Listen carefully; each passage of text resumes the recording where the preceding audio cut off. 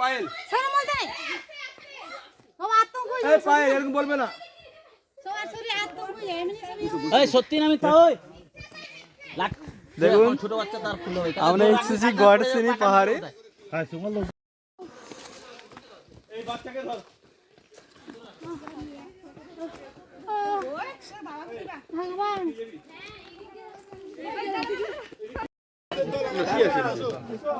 কি আছে মন্দিরটা করে দিতে ব্যাস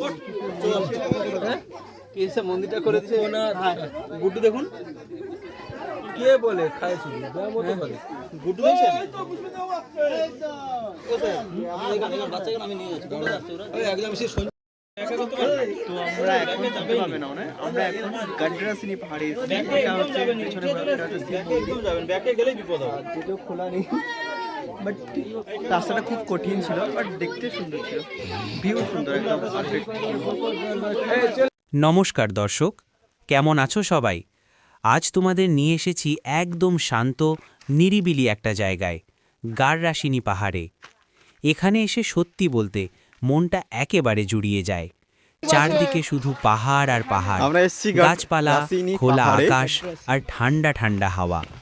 শহরের কোলাহল, গাড়ির আওয়াজ কিছুই নেই। নিচের দিকে মনে হয় যেন মন্দিরটা এখন প্রকৃতির বন্ধ কোলে আছে। এসে বসেছি।